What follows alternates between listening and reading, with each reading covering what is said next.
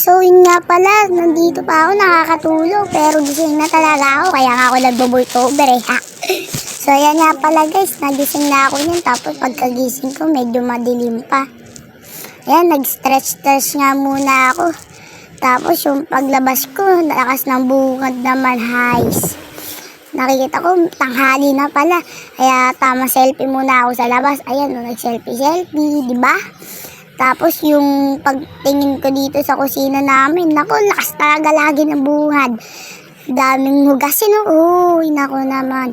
Kaya yung ginawa ko, yan, nainis pa ako sa sarili ko. Tapos, ayan, diba, nag-toothbrush muna ako para mas maganda ang ating teeth, pero hindi naman, So, ayan, mag-toothbrush na ako, hinugasan ko muna para hindi malapos sa ngipin. Ayan, diba? Toothbrush. Kaya kayo, kung gusto nyo pumatay ngipin nyo guys, mag-toothbrush na din kayo. Tulad ko. Yan, toothbrush muna tayo. Tapos, ikakat ko muna kasi sabi ko, baka tumagal yung Ayan, naghihilamos na ako.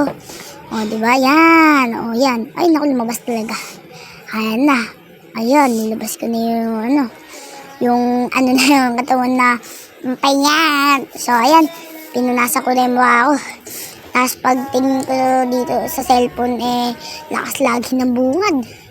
12 na pala ng tanghali yung pagkagising ko. Ayan, ako po. Yan, nainis patuloy ako kasi may pupuntahan nga pala ako, naalala ko.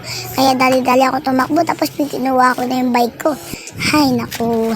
So, sabi ko dyan, baka di ko muna ito ma-vlog kasi masyado malayo yun, tsaka wala dong So, babalikan ko na lang. Kaya, ayan, sabi ko muna, pagbalik ko na lang. Ayan na, nakabalik na ako. Medyo sumisemplang pa ako dyan kasi hawak ko yung camera. Tapos yan, pupunta na ako sa bahay para pumunta sa kabilang kwarto at tumingin ng mga pwedeng suotin. At pagkatapos ko tumingin doon, maliligo na ako, sabi ko sa sarili ko. Kasi may pupuntahan nga pala kami, sabi nila mama.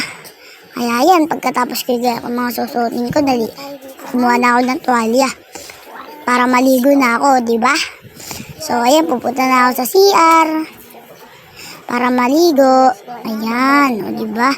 Tapos, ayan, nakatakas na tayo guys. Ayan, bye!